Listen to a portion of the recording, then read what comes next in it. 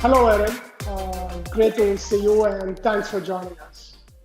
Hey, Karthik. So wonderful to be with you. Love your headgear. Looking good there.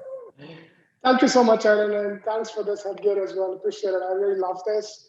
And talking about Riddell, right? So Riddell has been in business for over 90 years, and you are best known for on-field equipment and especially helmets. Yes. And a lot of people also keep these helmets as souvenirs, and you also give out these little ones. I have one on my desk. Yes. So it's pretty cool. And this really helps in community building and brand building. Was this planned? And also, can you tell us about how the Riddell brand got to where it is today? Sure. So, we've been in business, as you said, over 90 years. And we pride ourselves on, I think, two product lines, right, which you referenced. So we have the on-field head protection and other products that are worn by athletes that offer protective capability, right? And so that's kind of one channel that we work in. We also have our collectible helmets that are on display in people's homes or offices and really demonstrate your fandom, whether it's of a collegiate team or an NFL team. And so you're right, it does create kind of an affinity to the sport and specifically our brand as a result, because you see that Riddell logo or that Riddell style helmet so frequently attached to the sport. And so we've been fortunate that both the on-field equipment as well as the consumer products, licensed products, have really helped us, really be ingrained in the DNA of the sport. And of course, there's a brand strength that's tied to that. You also keep innovating with new products, speed helmets, speed flex, and more.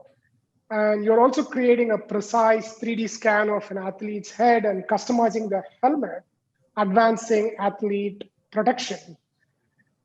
This is amazing. And what is the process of communication with the engineering teams? What recommendations do you have to bridge the gap between marketing and engineering? Yeah, no, that's a great observation. And just a little plug for the product line and technology that you mentioned. It's called our Precision Fit technology. We're actually able to build a truly custom fitting helmet for an athlete. In fact, over 50% of NFL players wear our Precision Fit line utilizing the SpeedFlex helmet platform. So really excited about that. But as far as the dynamics between marketing and research and product development, both teams, right, have their objectives, right? The research and product development are going to be cautious around the claims that they want to make and really want to be focused on what the product can and cannot do. I think on the marketing side, we're of course going to try and push the boundaries a bit in promoting the features, advantages, and benefits of the product. And so I think it requires really good communication between both teams, an understanding of perspective on both sides. And then I think my advice is to always look for some common ground. And we're fortunate to have great colleagues on, that side of our business. And we always seem to find a way to meet in the middle and find some compromise there. Thank you. When is a good time for companies to hire brand ambassadors? Riddell works with Peyton Manning. How long does it take typically to see a return on investment on such brand endorsements? Yeah, so we're very well established, right? We've been in this business for decades, and so we were fortunate to engage Peyton in his, once he's retired from the NFL. It was an authentic relationship, meaning he wore Riddell helmets and equipment throughout his playing career, so it was a natural extension for him to remain involved in the game, but also, kind of do it post, on-field playing days. So for us, it was about kind of taking our kind of brand credibility to the next level. And I don't think it gets any more kind of true to the game or the sport of football than the Manning family, and certainly Peyton, two-time Super Bowl winning quarterback and all the other accolades that have come along with it. We have some unique objectives in terms of our evaluation of, his role as both brand ambassador and strategic advisor for us. A lot of it has to do with connection to the football community. So less metric based, but more just, making sure that Riddell is really reaching the football community at a grassroots level. He does a lot of work for us around that. And also there's some internal considerations. We utilize Peyton as far as interacting with our sales organization and, being a morale booster in terms of sharing his perspective on the game. And then also advising us on, research and product development too, as, only a player at the elite level can. And so our criteria is a little bit different, but as far as advice for someone considering a brand ambassador, I think you just have clear objectives when you're going into it. Identify someone that would be, a seamless addition to your team. And then, have some, guardrails in place in terms of evaluating what success looks like on the end. And while data is great, it doesn't always have to be a data-driven, result that you're trying to achieve. That's very interesting that you get them involved in sales and other functions in addition to marketing. That's actually a great learning. I think something that's sometimes lost is that, the people that are most important in terms of communicating your brand or your vision are your employees. And sometimes you get so focused on the external use of, someone like him versus really, looking inside first and then trying to use, your team to really galvanize what you're trying to do. So I think that was time well spent for Peyton, speaking to our team on the occasions he has. And how do you see a shift in terms of e-commerce? How is moving to digital benefited sales? Is there any specific advice you would like to offer to other businesses who are on their road to digital transformation? Yeah, and I think, our transformation is certainly a unique one based on our business model. So just a little perspective on that for those that might be tuning in. We do most of our business through what we call our institutional channels. So a sales rep works directly with a high school or youth organization or even an elite college or NFL team and addresses what their needs are as far as protective equipment, as well as their reconditioning of equipment needs. That's the majority of our business. We have folks located across the US and Canada to do that. However, as you know, the shift to digital is here and really was accelerated significantly during the pandemic. Even we saw it in our business, even though football was disrupted to some degree. And so I think what we've done is invest behind digital resources, including a brand new website that your team helped us, get up and running and continues to help, last spring. And so we just have really tried to make the sales process as seamless as possible for customers that choose to work with us through a website purchase as opposed to a direct sale. And we've seen the results actually to back it up. It's an easier, move through the purchase process, which was one of our objectives in that launch. And I think, pretty much no matter what your business or industry is these days, having a strong digital footprint is extremely important, not only for brand awareness, but I think, as well as a sales capability too. You need to reach people where they want to reach you. And most people are moving online for some element of the purchase process. And we're seeing that, and we're no different in the football industry. Great. Essentially creating low effort experiences so make it easy for your end users to make the purchase online. Erin, can you talk about one of your failures, what you learned from it, and something you could have done better, and how did it change your perspective? Yeah, so, I pride myself on being a very collaborative, executive leader and peer to those that I work with. And I received some advice one time about always having my colleagues back. And I found at times for trying to be quick about something, I sometimes sacrifice some of the layers and steps to the communication process in terms of working with my team members. And it could have been perceived maybe as, throwing them under the bus a little bit. And so the feedback I received was to, always kind of have your team members back, try and give them a little bit of advance heads up before, firing off that email or making that phone call. And it's really served me well. I think it's built some really good rapport with those team members. And I think, just like I am taking that extra step for them, they would be certain to take that extra step for me. And so that advice has really proved well, and it's helped me in my leadership journey as well. Great. You guys work really well as a team, and I've actually seen that in person, where you get your team together and get them on the same room and ensure that everybody's on the same page. And that's something we learned and we also copied at DCKAP. So thank you. And can you also share about some of the biggest marketing campaigns you have carried out, and what were the challenges in carrying out those marketing campaigns? And how are you measuring the effectiveness of these campaigns?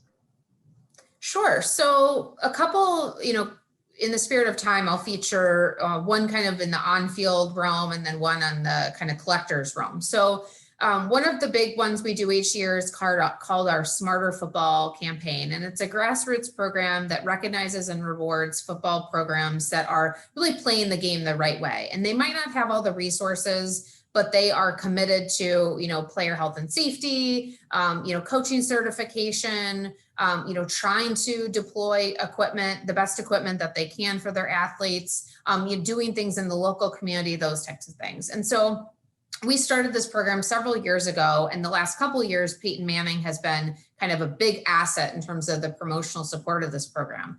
And it's not only an application window that programs apply in, but then we actually review and select these applications and select winners and go out and actually award this equipment to these organizations. And so it's a big undertaking on both the front end and the back end.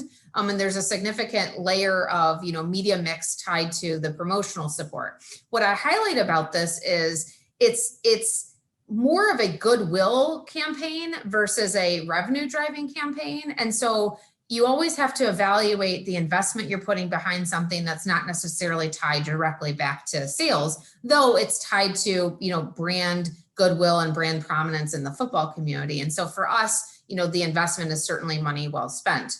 But, with the Peyton component and all the different elements to a campaign like that, it is complex, but it's super rewarding when you actually see the equipment, worn by the athletes that really could use it. And, it makes all that hard work that goes into it, all worth it. The other type of campaign that, we do often is in launch of our on-field, our collectible helmets. And we have been working with the NFL through the last couple of years around alternate lines of helmets, which are kind of special designs. There's been any number of creations, but it kind of flips around the NFL helmet colors and decal sizes and comes up with unique designs that are really appealing for collectors and fans, great for autographing, and really just stand out in any place. And so you can imagine when you're working with a partner the size of the NFL, as well as other retailers and the NFL clubs themselves to promote it, there's lots of layers to these campaigns. What we found to be really successful in doing this is giveaways of these items as tied to some of the promotional posting support that we've seen. But I think also a learning is just really good communication across all the different parties, because we're all working towards a common objective. And so those programs are really high profile and really fun. It's awesome to see, the NFL post to their social media accounts, our creations of these helmet designs. And in fact, this is really timely because the NFL just shared via a memo to clubs recently that they're going to allow teams beginning in 2022 to wear alternate helmets. So each team can have one alternate helmet, which means either a throwback helmet or a special helmet design could actually find its way onto the field. And so we're really excited about that potential and seeing where this goes. At DCKAP, we take a lot of pride in empowering women, and many are in leadership roles. You are one of the women leaders at Riddell, and we also have Sharon Nelson, who's the CIO. You're also very passionate about sports and even played soccer in college. Can you talk about the significance of women in leadership roles, women in sports, and women in football? Absolutely. Well, first of all, I commend you and DCKAP for having, this important take on women in leadership and women advancement opportunities that, speaks to, just the team that you've built there, and that's awesome work. We're at Riddell, being, a largely male dominated sport of football, really lucky that we have 3 women on our executive team that are, women who are passionate about the game of football, but also through their lens of their, professional journey too. I am very interested in women's football, whether it's flag or tackle. It is actually a growing demographic as far as, competition, both in the US and globally. There are more and more women playing, each day. And I love seeing that and hearing that. And at Riddell, we are fortunate to support the women's national team through our work with USA Football, as well as the Women's National Football Conference, which is a professional league that continues to grow, of really passionate women. These can be moms, career women, people that just love the game and like to be athletic. And, I think it's really all about opportunities, right? Opportunities and access. And I think there's been a concerted effort around those 2 things recently. And we're really excited that we can advance that approach through the work we're doing at Riddell. One word for folks that might be interested in pursuing a career in sports, especially if you're a female.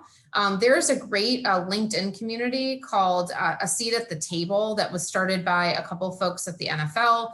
And I've been really pleased to be part of this group, because not only is there a lot of knowledge sharing about, the different professional journeys women are taking in the game, there's opportunities to continually learn and get educated, and also a lot of opportunities to mentor people. And I've, taken an opportunity to actually mentor a young woman who I just found out received an internship with an NFL club. So really excited about that. And I think, again, opportunities and access, and that continues to grow these days. Talking about NFL, it seems that the last Super Bowl was the least watched since 2007. Riddell rides on the success of NFL. If NFL was to ever be in a state of decline, is there a strategy in place to target the next big industry? What are your thoughts here? Well, I think part of a role as an executive leader at a company like Riddell is to anticipate, what the future could hold. I do think that the Super Bowl viewership might have been a bit of an anomaly related to the pandemic, and maybe even in the clubs that were involved in the game. But I don't think the NFL, I guess I would put it this way. I think the NFL has a very bright future, and I'm not sure that the scenario you presented is one we'll need to worry about. However, what I will say is, Riddell prides itself on support of the game of football across all levels. So we don't place any sort of extra emphasis on any level of the game. We work with the youngest levels of players, just starting out in the game, to high school players where, you're playing in, Friday night lights across the country, to, college, and there's all types of levels of college football, with the most prominent being, the elite Division I, on Saturdays and,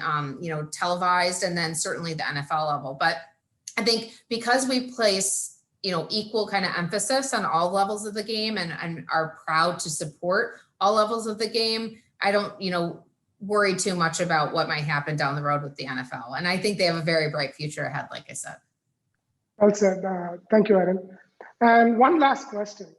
I'm currently watching and enjoying The Crown. And it's really interesting to watch the Queen and learn about the history of the United Kingdom. What are you currently watching or binging at the moment that you would like to share? Yes, well, I concur with you on The Crown. I was never really into the monarchy before, but after watching this program with my husband, I really do find it interesting and keep up on the current events relative to the monarchy. But as far as what I'm watching, I have really enjoyed The Outsider, which is a program on HBO Max. It's 1 season long, and it's based off a Stephen King novel. So you can imagine the different twists and turns the show will take as a result. I won't give it away, but I think it's, 10 episodes or something like that. And it's been really a fun journey each night to tune into, the next episode. So I highly recommend it. Thank you so much, Erin. It's been a pleasure talking to you. We thank you for your time, and also thanks a lot for all the learnings today. Thank you. Thanks, Karthik. Thanks for your partnership.